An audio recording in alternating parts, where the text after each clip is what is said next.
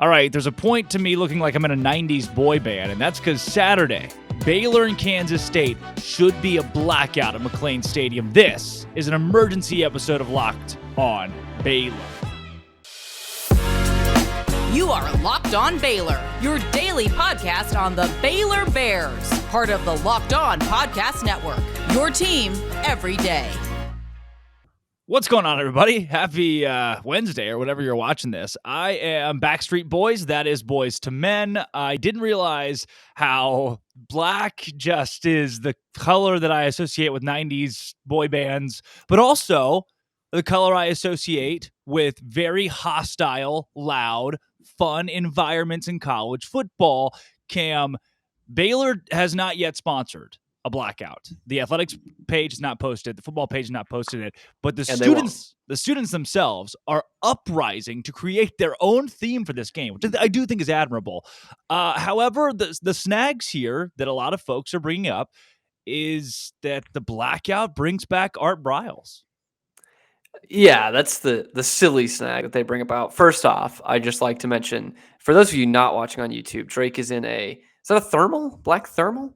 Honestly? It's a crew neck.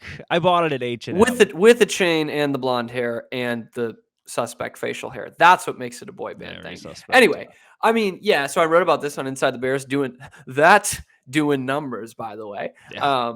And clearly that is the markup. I don't think they've ever said that publicly, but clearly the cutoff was 2015 was the last time we did a real legitimate, like, hey, Baylor Athletics email, everyone wear black to this game. Here's some black t-shirts that we're going to sell for $5.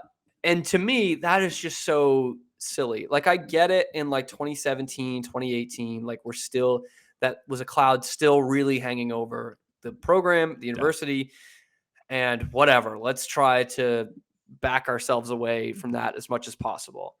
But then you think about it in 2022, it's like, okay, it's just a color. Like, why we can't wear black to the football game and make it look really cool, by the way, because Art Briles liked that happened. Like, right. It's basically that he just endorsed it and wanted it in 2013. And that's where it started with the black uniforms that Baylor got that year. And now we can't wear it because he liked it. And I just think that's silly. We're letting that Art Briles cloud continue to hang over by doing stuff like that. Yeah. He doesn't own the color black. He doesn't. He used to for a little bit, but he lost the rights pretty recently. Elon Musk actually has taken over the trademark of the color black.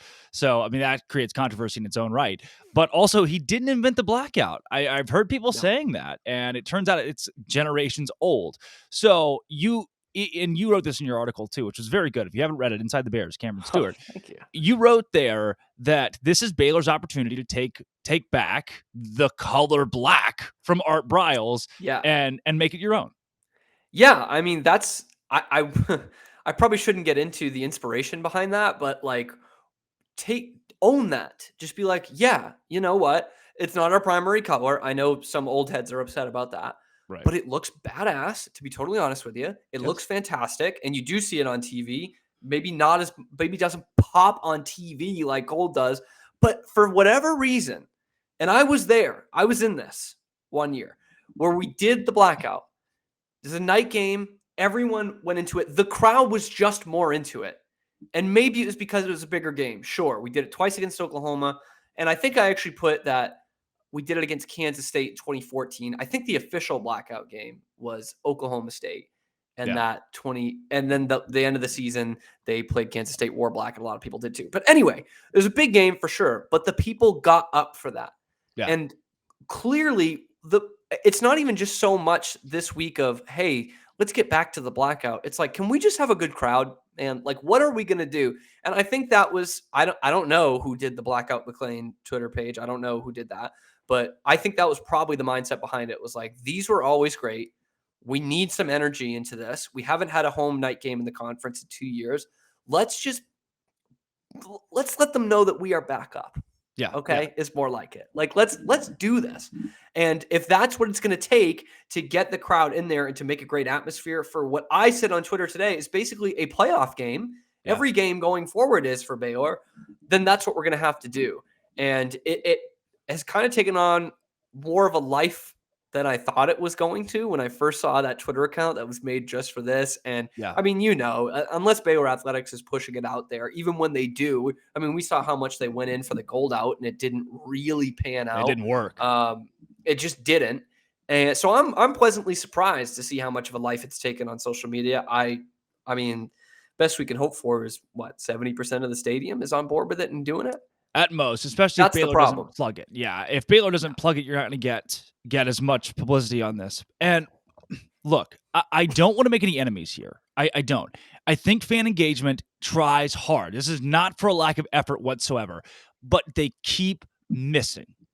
I don't want to make any, and I know they're fan engagement people who listen to this show, and I don't want to call anybody out, but they keep missing.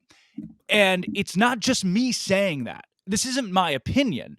They're the largest class in Baylor history, keeps happening one after another. You would think, just simple math, that more students would be showing up to these games. Not because Baylor's bad. It's not. The football team has a shot at a Big 12 title. It's not because Baylor's recruiting smarter, more academically inclined students. That's not true. Stop making this excuse. It's because TFNBC champion for life. Baylor just scored a touchdown. Oklahoma did the same thing last weekend. Yeah, that was crazy. They scored a touchdown and immediately like, we're going to honor this old man that you've never heard of. And the whole stand's like, all right, let's go to sleep. You're sucking the crowd out of the games for money, for sponsorship money. So you're losing money in ticket sales because the students aren't having a good time. Why aren't students showing up? They're not having a good time. Do something. What's the definition of insanity? That would be to do the same thing over and over and expect the same result. Exactly. Right. Now, thank God they didn't bring the Safari guy back. They cut that one quick. They listened. They listened on that. And I commend fan engagement and student activities for taking small steps week by week. But guys, I was here in 2019. I was at the Baylor-Oklahoma game.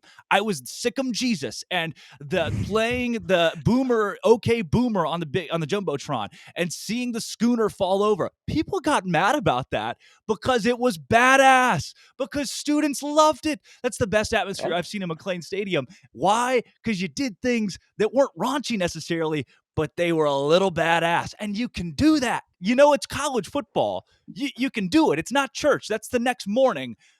Why? What is keeping Baylor away from just having an atmosphere that students actually want to show up to? This is not the students' fault, in my opinion. It's the fault that these games are just not very fun atmospheres. I was in Provo. I've seen games at Alabama and at Arkansas and across the SEC. Baylor's got every opportunity to have a killer walkout, like turn the lights off, do all that. They're not even trying. And maybe having Dave a night game want helps. That. A night game's going to help. Maybe Dave doesn't want that. Sure. A night game flyover is also kind of funny. It is dark. Flyover. That's the promo they're doing this week. There's a flyover and a big American flag. Come to the game. No. I thought that was funny. Last home game where they were like, come out early, see the American flag. I'm like, that's getting people in the door. And I get it. And it is. They're tailoring this to the people that pay money. They're tailoring this to the donors. I get that. But you've got to give the students something to hold on to here. They are begging you. They are creating their own Twitter army to have fun. Please, just let the kids have fun. Please. I'm done. And it's interesting too, because I feel like I come from a unique standpoint, and where my first year was 2015. So we were still very much in, college football playoff picture, Art Briles, all this good stuff. And then the years succeeding that. So 16 is a dumpster fire. 17's even worse in Matt Rule's first year. And then 18 starts turning around. And all of those years, maybe with the exception of 17 by the end of the season, it wasn't an option to not go to the football game. Like it wasn't. Yeah. And by no means were we, Alabama or Clemson or anything like that. We were not. Right. And especially freshman year when we had that great team was, if you didn't get on the laptop right at 4:00, I think it was on Monday, you were not getting a ticket. If you were in there at 4:02, you were in a waiting list. You weren't getting it.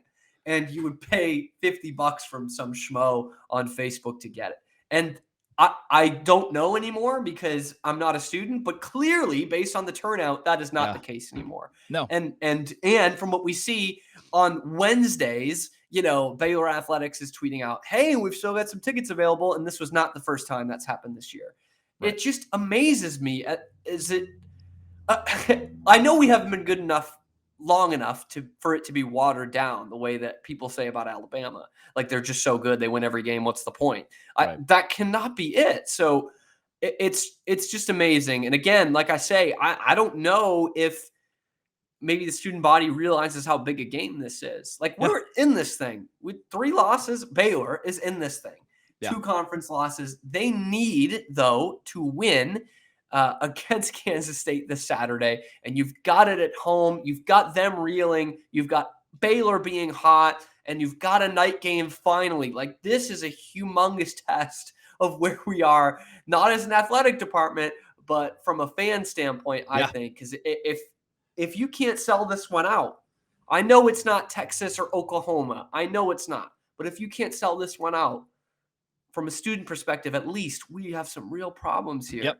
Oh, and this is a beautiful example of when Texas and Oklahoma sell out, fans are not coming to watch Baylor. They're coming to watch Texas and Oklahoma. Because if this Kansas State game, which is even bigger than any other on the gauntlet, can't sell out, you have to show up to this game to watch Baylor. No one's coming to watch Kansas State. Oklahoma and Texas sell out because they're Oklahoma and Texas. That's just it. And that's going to be the case until you sell out Kansas State and Oklahoma State, which was a pitiful crowd. Safari guy, sorry. I bet you're a nice dude. Not today, please. I'm Drake Toll. That's Cameron Stewart. Do a blackout on Saturday. This has been Locked On Baylor.